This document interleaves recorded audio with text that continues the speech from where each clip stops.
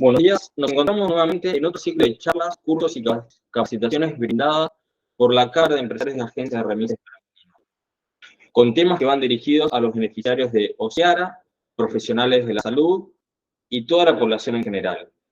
Mi nombre es Leandro Gresi y en esta oportunidad nos visita la doctora Paola Andrea Cañataro, quien es egresada de la Facultad de Medicina de la Universidad de Buenos Aires. Es especialista en clínica médica, medicina interna y enfermedades infecciosas de la UBA. Es médica e infectóloga del Hospital Thompson, del Hospital Muñiz, CCP Baires, y es médica también infectóloga de Galeno y OSDE. Desde ya le agradecemos a todos su participación y este video nuevamente, luego va a ser subido a las redes sociales de SEARA y al final van a poder hacer preguntas a través del chat. Muchas gracias.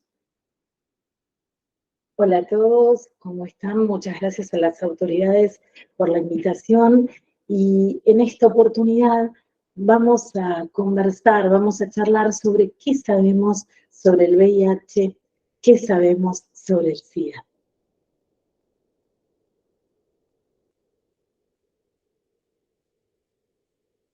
El 1 de diciembre, hace muy poquitos días nada más, se conmemoró el Día Mundial de la Lucha contra el VIH-Sida. Esto nos motivó a elegir este tema para conversar hoy en nuestra charla. El HIV, el VIH, se identificó ya hace más de 43 años, en el año 1985. Desde ese momento hasta ahora ha pasado mucho tiempo y por suerte la medicina ha avanzado extraordinariamente en la lucha contra esta pandemia. ¿Qué es el VIH? Es el virus de inmunodeficiencia humana. Se caracteriza porque es un virus que ataca las defensas, ataca los glóbulos blancos. Él tiene su órgano de choque, su punto sobre los linfocitos CD4, que son unas defensas específicas, son el bocado que él quiere destruir y al destruir las defensas va ganando espacio dentro de la biología, atacando estos glóbulos blancos y haciendo que las defensas se deterioren y aparezcan infecciones oportunistas. ¿Qué es lo que ocurre? ¿Qué es lo que vemos en esta imagen? En esta imagen vemos el HIV, que es ese dibujito rojo. En el primer tubito vemos que el HIV nada más son 2, los glóbulos blancos son muchísimos, que son los de color celestito, y a medida que el tiempo va transcurriendo, si no lo matamos, si no le damos tratamiento, el HIV progresa, avanza hacia la derecha, cada vez más vemos el HIV cómo avanza en esta imagen, hasta que los glóbulos blancos, que son los celestitos en el último tubo, prácticamente no los vemos. Es todo HIV y apenas un poquito de defensas para que esa persona pueda luchar y defenderse de mismo.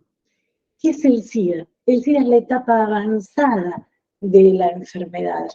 No se prestó batalla, no se realizó tratamiento, el VIH avanzó, las defensas quedaron absolutamente deterioradas y el SIDA es el síndrome de inmunodeficiencia adquirida, que es la etapa grave, avanzada de la enfermedad a la que no se debe llegar. Escuchamos hablar de SIDA a través, como de tantas otras enfermedades que recordamos, a través de personalidades que lamentablemente han pasado a otro plano víctimas de esta enfermedad. Freddie Mercury, el líder de la banda Queen, Rock Hudson, el actor norteamericano, Rudolf Nureyev, el bailarín ruso, Federico Moura, nuestro Federico Moura, el líder de la banda Virus, todos lamentablemente, y muchas otras personas más, por supuesto, pero personalidades que nos hacen pensar en esta enfermedad. En Argentina, cada día se diagnostican 15 casos nuevos, lo que suma más de 5.300 casos nuevos cada año. El 98% de estos contagios fueron por relaciones sexuales sin protección. Es decir, la principal causa de transmisión son las relaciones sexuales sin protección. A fines del año 2022 se contabilizaron más de 39 millones de personas que viven con el virus de inmunodeficiencia adquirida en el mundo.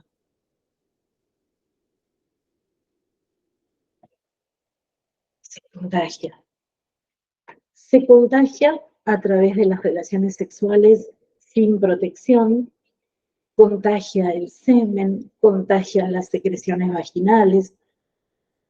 También se puede contagiar al compartir jeringas, agujas, elementos cortopulsantes, especialmente en comunidades de adicción endovenosa.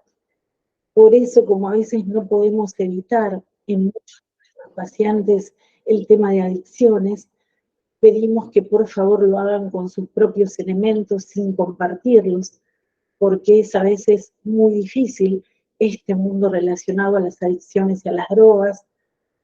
Con respecto a la transmisión madre-hijo, eso puede darse no solo en algo que se llama transmisión vertical, que es mientras que la mamá se encuentra embarazada, sino también la transmisión puede ser a través de la leche materna. Pero algo muy importante de considerar, si una mamá está tratada porque tiene el virus del VIH, este tratamiento es tan efectivo que se puede evitar absolutamente la transmisión del VIH al bebé. Una mamá que quiera tener un bebé, una chica, una persona, una mujer que quiera tener un bebé que está infectada por el VIH con un adecuado tratamiento y una carga viral indetectable, es decir, una carga viral que es la cantidad de virus en sangre absolutamente ausente gracias al tratamiento, puede tener un bebé perfectamente sano. Lo que nos pasa en los hospitales es que muchas veces vienen más que no saben que tienen el HIV. Por eso es muy importante la actitud de nuestros colegas obstetras, que cuando se diagnostica la felicidad del embarazo, se haga la prueba del HIV. Si es posible, durante los 3 trimestres, pero aunque sea en el primer trimestre y en el último trimestre. Una mamá hoy por hoy con VIH, con un bebé sano, gracias a Dios, en el caso de ella recibir tratamiento, no, al momento no sigue todavía la condición, que ahora hay una pequeña revisión, no puede amamantar. Otro tema importante de cómo se contagia el HIV no es a través de elementos cortopunzantes.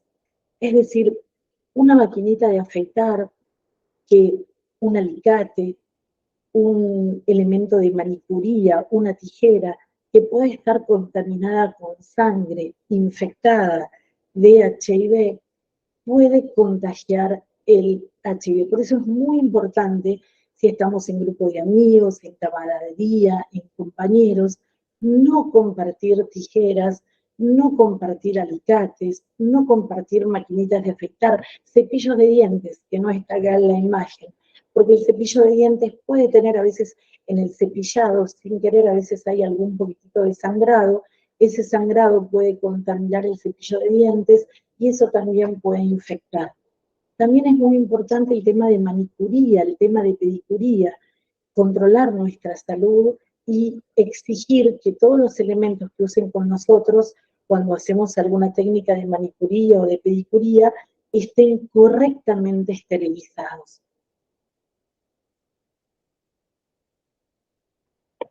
Estas imágenes me dan pie para hablar un poquitito de la causa más importante de infección, que, como les comenté, son las relaciones sexuales sin protección, es decir, sin el uso de preservativo.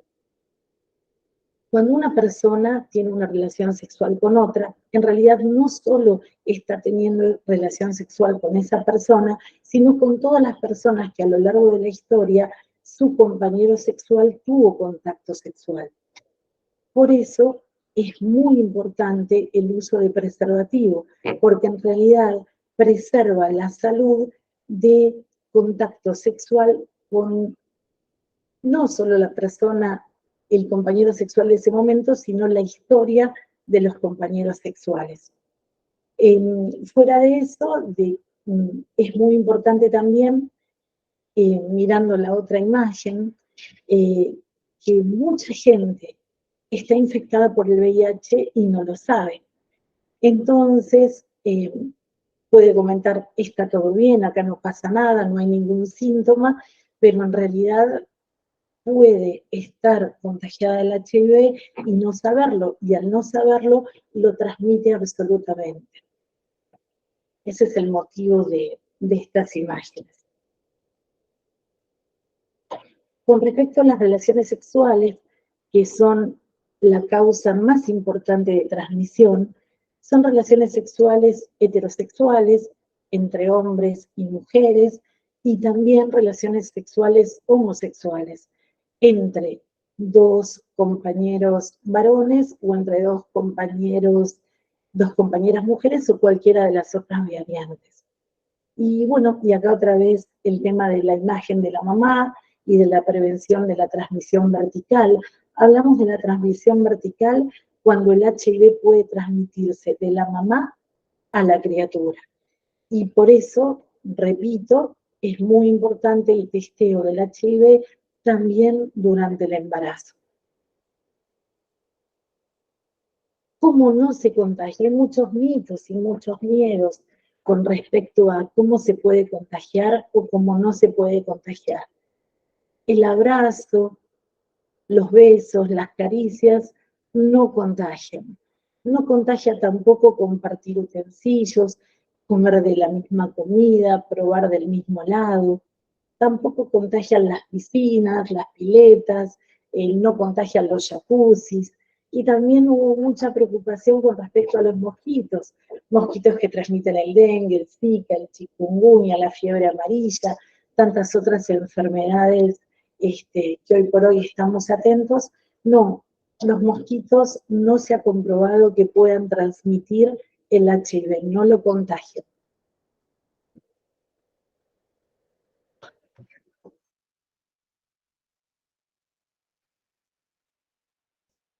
¿Cuáles son los síntomas? Una persona contrae el HIV y puede no tener ningún síntoma en absoluto y no darse cuenta para nada, en lo absoluto. Algunas personas, al par de semanas de haberse contagiado el HIV, pueden presentar algo que se llama síndrome retroviral agudo. ¿Cómo se manifiesta? El paciente puede tener dolor de cabeza, fiebre, cansancio, malestar, dolor de garganta, como si fuera una faringitis, una faringoamigdalitis, pero esto se hace un tratamiento normal, común y corriente, y el paciente sale adelante sin problema y ni siquiera sospechó que pudo haberse infectado del virus del HIV. Esto no ocurre en todas las personas. Hay personas que se infectan y no sienten nada en lo absoluto, en lo absoluto.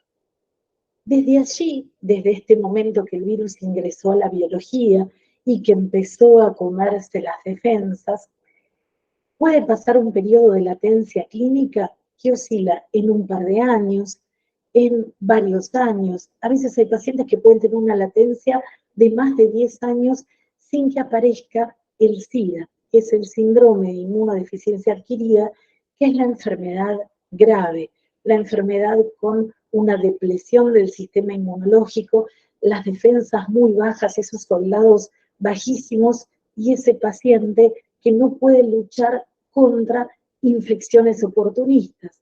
¿Qué son las infecciones oportunistas? Son infecciones que pueden ser virus, bacterias, hongos, que a ninguna persona que tiene el estado inmunológico normal le enferman, pero sí enferman a este grupo de pacientes que tienen el sistema inmunológico bajo porque el porque el virus de inmunodeficiencia humana se comió las defensas y se quedaron sin soldados para luchar.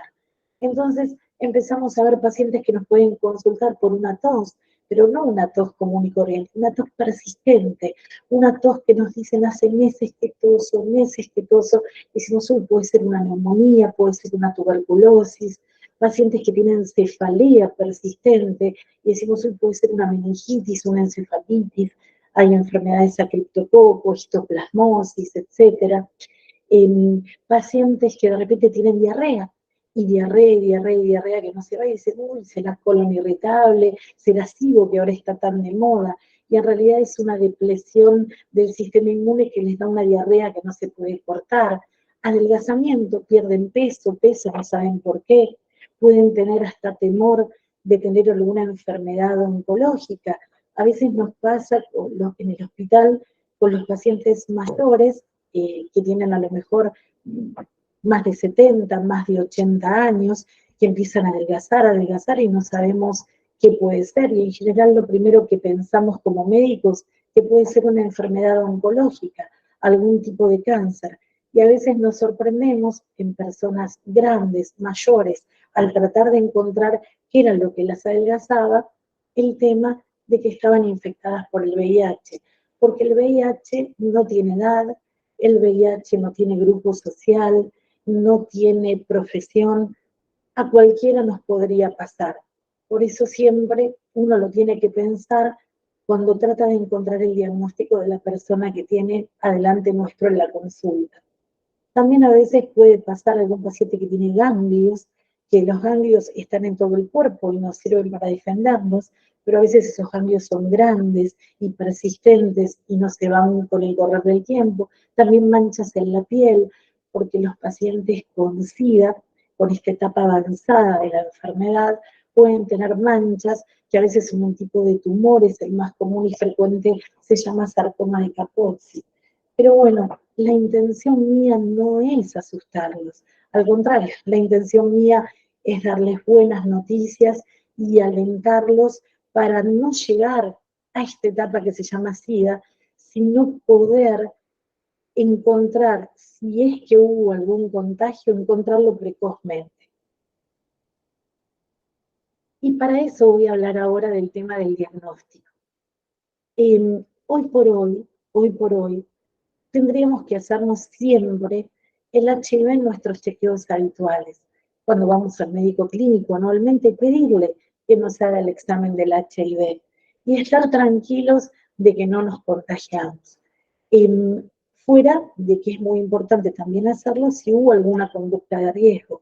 Y si nuestra vida tiene muchas conductas de riesgo, hacerlo periódicamente también para estar tranquilos. Y en el caso que diera positivo, hoy por hoy, un paciente con un diagnóstico de HIV, con los tratamientos maravillosos que hay ahora, el paciente rápidamente lo saca de su sangre, no llega a que bajan las defensas y tampoco llega a tener las infecciones oportunistas que lo pueden llevar a lo peor. Por eso es muy importante no tener miedo a hacerse el diagnóstico. El diagnóstico, la prueba es confidencial, es decir, entre el médico y el paciente existe lo que siempre debe existir, es nuestro juramento hipocrático del secreto médico, es decir, solo el resultado y solo cómo dio el resultado va a ser un secreto entre el médico y el paciente.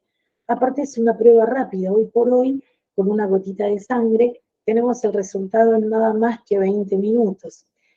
Aparte es gratuita, la tenemos a disposición en todos nuestros maravillosos hospitales argentinos en forma gratuita para todo el que la requiera. Y es nada más con una gotita de sangre, ni siquiera hay que estar en ayunas. Así que es nada más la voluntad y la valentía de ir a hacerlo. Les comento que soy médica hace más de 33 años. Ya cumplí 33 años de médica. Y cuando arranqué como infectóloga en el Hospital Diego Thompson de San Martín, uno de mis queridos hospitales, también como el Muniz, el resultado de HIV se daba en papel. Y había muchos valientes que venían a hacer análisis de HIV, pero se nos acumulaban pilas de papeles amarillos, amarillos por el paso del tiempo, de gente con temor a ir a buscar el resultado. Quizás tenían la valentía de hacerlo, pero el temor de ir a retirarlo. Obviamente llamábamos a todos los que habían dado positivos, pero era una pena toda la gente que era negativa y que nunca se había atrevido a venir a buscar el resultado.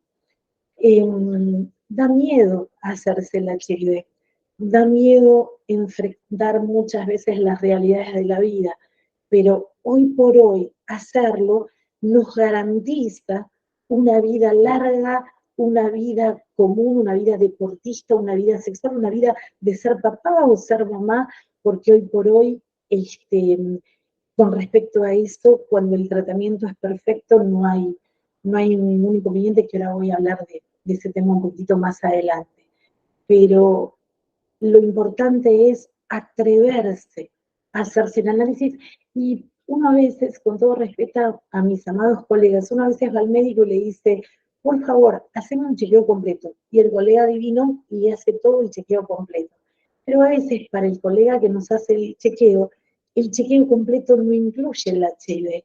Por eso no está de más decirles, por favor, doctor, ¿me puede incluir en este chequeo el estudio de HIV? Hoy por hoy tenemos que firmar el consentimiento informado. ¿Qué significa? Si nosotros no le firmamos al doctor que queremos hacernos el análisis de HIV, o en el laboratorio cuando lo hacemos, no nos lo hacen, porque necesitamos la autorización. Tampoco en los preocupacionales, que es algo que a veces ocurre, uy, me lo harán, no me lo harán, no lo pueden realizar si uno no firma el consentimiento, es decir, si no acepta que en su sangre se haga la prueba del VIH.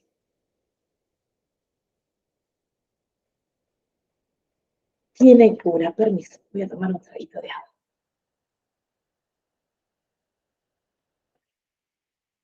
Hablar de cura, lo que es la palabra cura, en realidad no podemos decir que tiene cura. Es una enfermedad crónica, como si fuera la hipertensión arterial, que hay que tomar todos los días el remedio de la presión, o la diabetes, que hay que tomar todos los días el remedio para controlar el azúcar. Acá todos los días hay que tomar la pastilla, el comprimido o los comprimidos, que hoy por hoy son 1 o 2 nada más. Cuando empezó la historia del HIV y cuando empezaron los tratamientos, los pacientes tenían que tomar de 30 a 40 comprimidos diarios, a veces cada 2 horas, e inclusive levantarse durante la noche para tomarlos. Hoy por hoy no es así. Es un solo comprimido por día, o como mucho 2 comprimidos por día.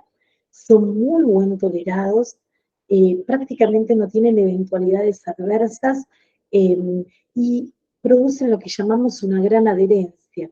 ¿Qué es la adherencia? Que como es una pastillita, en general, en algún caso 2, la adherencia significa que el paciente la toma, que no se olvida. Y algo importante es que el tratamiento es de la cuna a la tumba, es decir, hoy por hoy el tratamiento es toda la vida. Un hipertenso no puede dejar de tomar su remedio de la presión, un diabético tampoco, etcétera, etcétera. Por lo tanto, el tratamiento debe tomarse todos los días, porque a veces pasa que el paciente se siente bien, el paciente va todo muy bien y dice, lo voy a abandonar. Y esto no está bueno, porque si el tratamiento se abandona, el virus del HIV empieza a subir, empieza a aumentar su cantidad, y al aumentar la cantidad y al subir, puede llegar a eso que hablamos de SIDA, de la enfermedad. Pero tomando la medicación, el paciente va a vivir lo que tenga que vivir, pasar las enfermedades que tenga que pasar, como si el HIV no existiera. ¿Qué son estas dos I? I igual a I. Significa indetectable igual a intransmisible. Esto es algo maravilloso.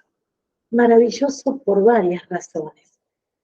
Si a mis pacientes que atiendo que tienen el virus de inmunodeficiencia humana, cuando le hago los controles cada 6 meses, les saco sangre y no encuentro el virus del HIV, es una alegría, porque si el virus no está en la sangre y es indetectable, significa que es intransmisible, que no lo transmite ni a sus parejas sexuales. Si es una mamá que quiere tener un bebé, puede tener relaciones sexuales con su pareja sin el uso de preservativo, porque en un 99,9% el virus no se va a transmitir. Entonces, si es indetectable, es intransmisible. Por eso, si todas las personas que tienen HIV ahora en el mundo, esto es algo utópico que digo, pero si todas las personas estuvieran tratadas y todas las personas tomaran la medicación y por lo tanto tienen el virus en este momento, pero con la medicación no lo transmiten, se acabaría la pandemia. Obviamente es algo utópico lo que digo, pero es algo que se podría lograr con el trabajo de todos. Como pasamos ahora la pandemia del COVID, que fue tan brava para todos y hace tan poco es una pandemia que hemos vivido, de repente olvidamos un poco esta pandemia que estamos cursando. Pero por eso es tan importante el diagnóstico. Imagínense ustedes, todas las personas en el mundo con HIV, todas que en este momento recibieran tratamiento, si reciben el tratamiento en forma perfecta y no lo transmiten, la pandemia tendríamos la posibilidad de pensar en el fin de la misma.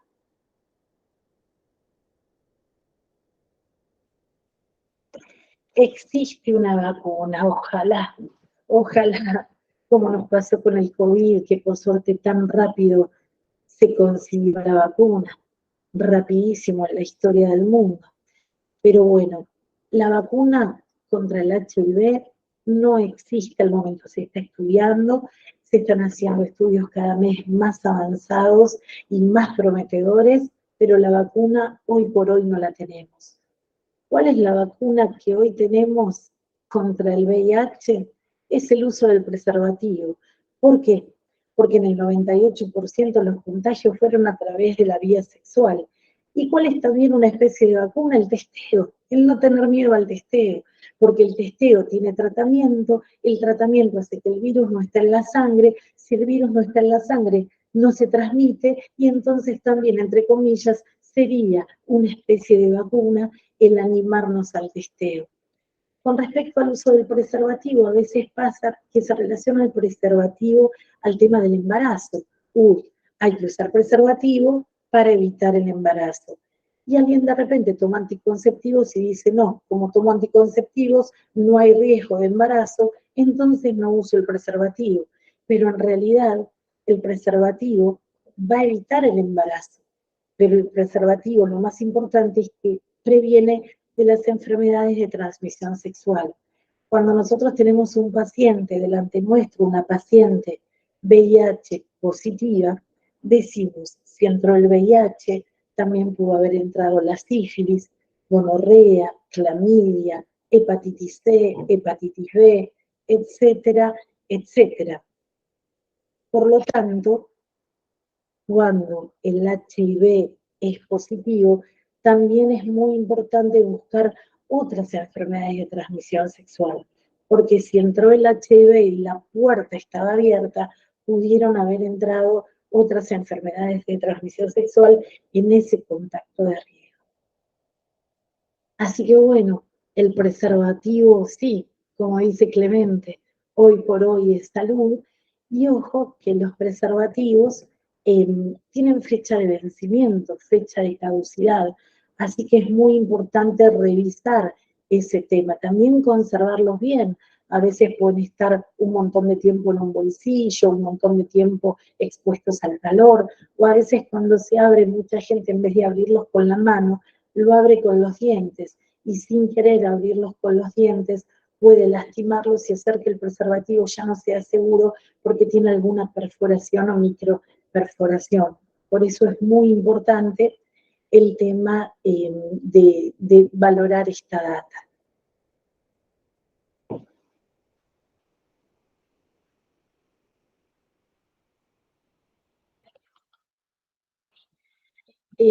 Así que bueno, acá llegó la imagen de alguna pregunta, pero fuera de ello, lo que quiero decirles es que se pregunten ustedes si alguna vez se hicieron la prueba de VIH, si el médico los invitó a hacerla o ustedes la pidieron. Ocurre con muchos pacientes que de repente no tienen un médico clínico de cabecera, un médico integrador. A veces usan de médico clínico al cardiólogo, usan del médico clínico al endocrinólogo. A veces muchas mujeres dicen, no, yo no voy al médico clínico, nada más voy a la ginecóloga, que ya que voy me hace todos los estudios. Es decir, es importante tener un médico de cabecera que reúna todas las posibilidades y si no es así, pedirles nosotros a nuestro médico que nos haga la prueba de HIV. No hay que ser médico infectólogo para hacer la orden de HIV. Cualquier médico la puede confeccionar.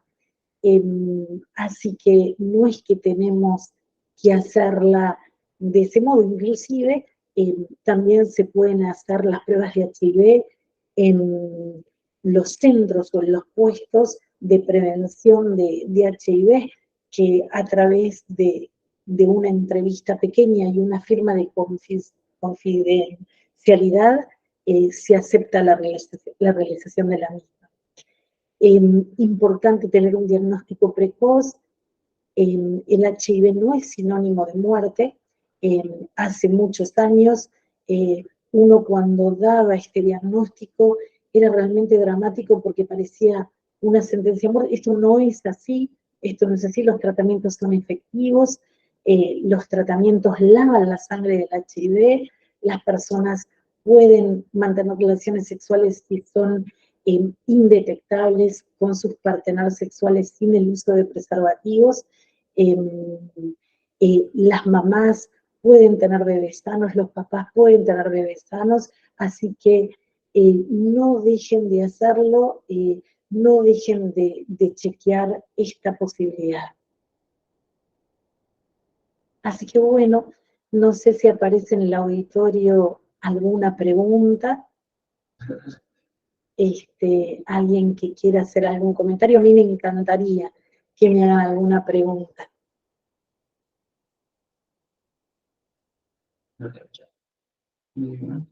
¿Cuánta gente nos está escuchando? 37 personas. 37 personas. ¿Y vos las podés ver? Sí. Ah, bueno. ¿Les podrás preguntar, por favor, de mi parte? No sé si ellos pueden levantar la mano. Ah, genial. Les pregunto, gracias, Enzo. Les pregunto de mi parte. ¿Cuántos de ustedes se hicieron alguna vez a lo largo de la vida el examen de VIH? No sé si tendrán ganas de contestarme. ¿Vos sí? Ay, buenísimo. Acá tengo dos compañeros al lado mío que me están ayudando con la charla, los dos que se lo hicieron. De los, ¿cuántos nos están escuchando? ¿30 y casi 40? Bueno, acá tenemos una pregunta de Camila que dice, hola, las personas cuya afección sea indetectable, ¿pueden donar sangre? Muchísimas gracias por la pregunta. Interesantísima. Gracias, Camila. Me encantan las preguntas. Una persona con diagnóstico de HIV no puede donar sangre. Lamentablemente no puede. Date cuenta, Camila, que es una enfermedad crónica, que todos los días tiene que tomar esta pastillita para que sea indetectable, para que sea absolutamente negativa la carga viral y de ese modo sea intransferible. Pero no puede, intransmisible, pero no puede donar sangre. Es más, cuando apareció el HIV que se llamaba la peste rosa, no sé si lo recuerdan o lo escucharon hablar alguna vez, porque apareció en las comunidades homosexuales, es decir, las comunidades homosexuales de los Estados Unidos empezaron el virus afecta a todas las comunidades, pero cuando nació se llamó peste rosa, afectó a las comunidades homosexuales y se empezó a transmitir y todavía no se podía detectar en la sangre.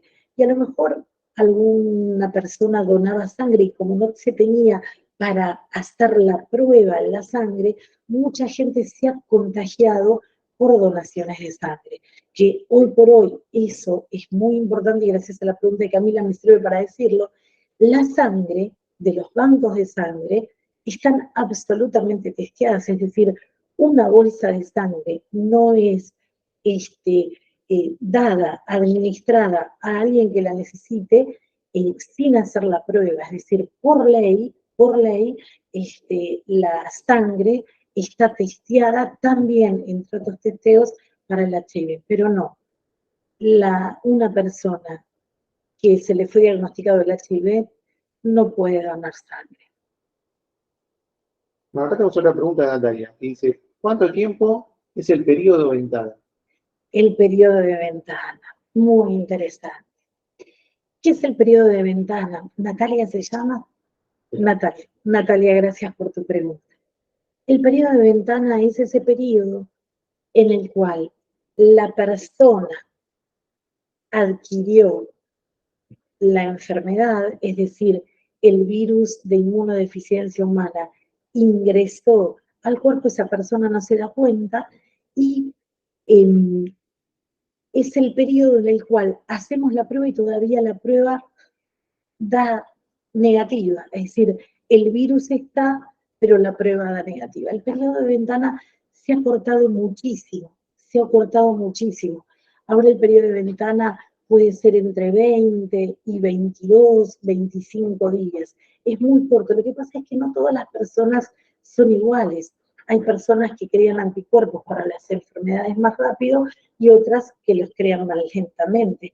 Hay personas que reciben algunos tipos de tratamiento, personas que están inmunosuprimidas por otros temas de salud, toman corticoides en forma prolongada, toman inmunosupresores, toman biológicos. Entonces, el estatus inmunológico de la gente no es el mismo para todos, pero sí una persona que tuvo un contacto, un riesgo, una situación de riesgo de haber adquirido el VIH, el periodo de ventana hoy por hoy, con las pruebas que tenemos de cuarta generación, no es mayor a 20, 25 días. Y acá tenemos otra pregunta más de Julieta que pregunta, ¿qué es el PrEP? El PrEP, ¿cómo no? ¿Qué es el PrEP? El PrEP es un tratamiento preventivo antes del contacto con el virus de inmunodeficiencia humana en personas que tienen la posibilidad de adquirirlo por distintas situaciones personales. Por ejemplo, alguien que está en tratamiento para HIV y tiene una pareja permanente, pero esa persona no es indetectable o a veces es indetectable y a veces no, porque a veces uno da un tratamiento, pero a veces el tratamiento no es efectivo porque la persona hace resistencia y entonces tenemos que ir cambiando de tratamientos hasta encontrar el mejor tratamiento para esa persona para que la sangre esté absolutamente libre de infección. Entonces puede ser que esta persona tenga una pareja y esa pareja no sea HIV. Cuando un componente de la pareja es HIV y el otro es no HIV, a eso nosotros lo llamamos parejas discordantes. Uno lo tiene y el otro no lo tiene. Entonces, ese otro que no lo tiene puede hacer hasta que hasta que su pareja esté estable, esté perfecta, su sangre esté absolutamente indetectable, puede hacer el tratamiento PrEP, que es tomar todos los días un comprimido de tratamiento antirretroviral, que en general es emtricitabina con tenofovir, toma todos los días este comprimido como si estuviera infectado del VIH, aunque no lo está, para de ese modo tratar de evitar adquirirlo. Funciona muy bien, funciona realmente muy bien, pero se le da a un grupo de población específico. Por ejemplo, trabajadores sexuales, los trabajadores sexuales, trabajadoras sexuales que pueden estar en un riesgo más importante de contraer el VIH, según cada situación en particular, podría pensarse también en la posibilidad de un PrEP. Pero el PrEP no es para todos, pero sí porque tiene que tomar la medicación tiene efectos adversos, puede tener alteraciones renales, puede tener alteraciones hepáticas, puede dar mareos, como los efectos colaterales de cualquier medicación. Y aparte, si esa persona en algún momento de su vida contrae el VIH y tomó esta medicación parcial como PrEP, puede tener riesgo de hacer alguna resistencia y no poder utilizarla si en algún otro momento de la vida la necesita como tratamiento porque adquiere el VIH. Es decir, el PrEP es una opción para una comunidad o una población limitada, pero sí, es una gran opción de prevención para la transmisión del VIH, pero insisto, la mejor sigue siendo el uso del preservativo. Bien, tenemos una pregunta más que dice, ¿se sigue intentando buscar una vacuna o se dejó de buscar? No, Esto es por la sí. pregunta de Dayana. ¿Cómo se llama? Dayana. Dayana. Hola Dayana, ¿cómo estás? Se sigue investigando, se sigue avanzando, pero todavía no se pudo lograr lamentablemente. Ahora tuve la oportunidad de estar hace unos días en octubre en Polonia, que fue el EAX 2023, en Varsovia, que fue la reunión europea y mundial de todas las novedades sobre el VIH-Sida, y cada vez que vamos a estas reuniones tenemos ganas de irnos con la noticia de que la vacuna ya está lista, pero bueno, todavía no, se sigue avanzando enormemente, pero todavía no la tenemos. Bien, tenemos otra pregunta más de Carolina. Dice, ¿cuánto puede demorar en hacer efecto el tratamiento? Ay, qué buena pregunta. Mira, nosotros solemos testear a los pacientes desde, bueno, que el VIH se diagnostica y arrancamos el tratamiento. Los controles habitualmente son cada 6 años, cada 6 meses. Igualmente hoy por hoy los indetectables los podemos testear una vez al año, pero a veces tenemos mucha ansiedad y el paciente tiene mucha ansiedad. A lo mejor un paciente tiene 60.000 copias, 200.000 copias, hay pacientes con 1.000.000 de copias. Entonces, ¿qué son las copias? Las copias son la cantidad de virus que circula en la sangre. Es como si fuera un cajón de manzanas. Hay pacientes que tienen un cajón lleno de manzanas con un montón de virus, y otros que tienen medio cajón de manzanas, medio virus, menos virus, y otros que tienen poquitos virus. Pero fuera de eso, la intención del tratamiento es que los virus sean ninguno, que la carga sea indetectable y que el cajón de manzanas esté absolutamente vacío. Me preguntas, ¿cuánto tiempo? No es lo mismo lavar un cajón lleno de manzanas que lavar un cajón de manzanas que tiene mitad de cajón lleno. Es decir, hay gente que se hace indetectable en 3 meses, hay gente que se hace indetectable en menos tiempo, pero en general, con la medicación maravillosa que tenemos ahora, te podría decir que si la medicación es la correcta, en 6 meses la mayoría de los pacientes, o muchos antes, ¿no? Pero arranca el tratamiento y en 6 meses la sangre está limpia, la carga viral es indetectable, por lo tanto, si es indetectable, es intransmisible. Bien, tenemos una pregunta de Camila. Dice, ¿se han realizado estudios para detectar si hay zonas demográficas donde ocurran más casos de contagio? Mira, sí, cuando vamos a los congresos se presenta el mapa del mundo y se presenta donde hay más concentración demográfica. Lo que pasa es que esto tiene mucho que ver con la política, con las sociedades y con la educación. Si zonas más pobres, donde no hay acceso al preservativo, donde no hay educación, donde no se conoce el tema del HIV, es más alta la posibilidad de transmisión. Ahora, insisto, el HIV no tiene estrato social, no tiene edad. Hace poquito diagnosticamos HIV, VIH,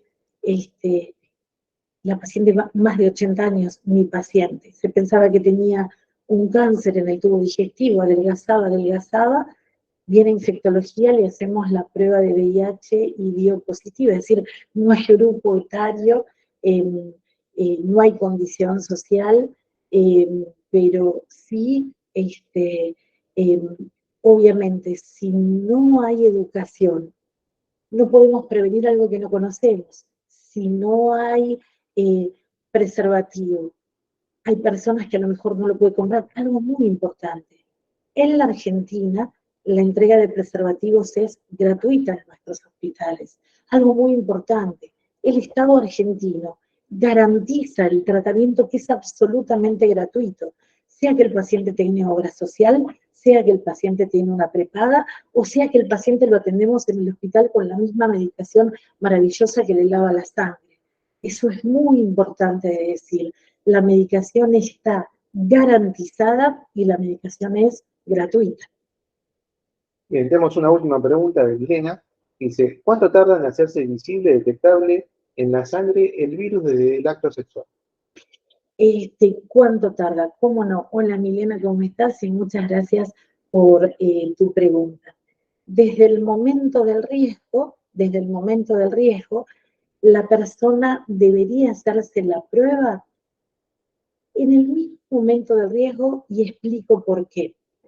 Porque cuando una persona tuvo un accidente sexual hoy, por ejemplo, día 6 de diciembre del año 2023, esa persona, si se hace el análisis de hoy, va a poder saber desde el 6 de diciembre del año 2023 para atrás a lo largo de su vida, cuándo, si se infectó o no se infectó del virus del HIV.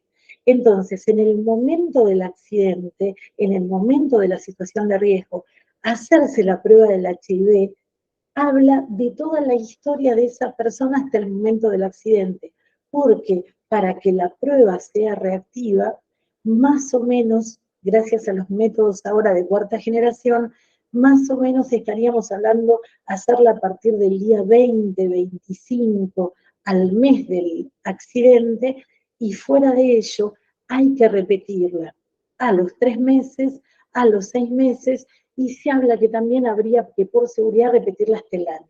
Pero en un 90% entre la prueba del mes y de los 3 meses luego del accidente, ya la persona podría tranquilizarse con respecto a haber adquirido o no la infección. Bueno, agradecemos mucho a la doctora y agradecemos también a ustedes y les pedimos que nos sigan en nuestras redes sociales y les agradecemos a todos por estar. Perfecto, bueno, gracias por su atención, gracias por estar ahí, gracias a los que me vean más tarde, y bueno, cualquier otra pregunta o duda que se pueda presentar, me contactan y es un gusto para mí haber tenido este rato de hablar del VIH, hablar de la prevención, hablar de las buenas noticias, que hay un montón de gente que camina con VIH por la calle, que está tratada y que ni nos damos cuenta que lo tiene, y que VIH no es igual a muerte en lo absoluto como ha ocurrido en otros años, sino es igual a un tratamiento crónico y a todas las posibilidades de la vida.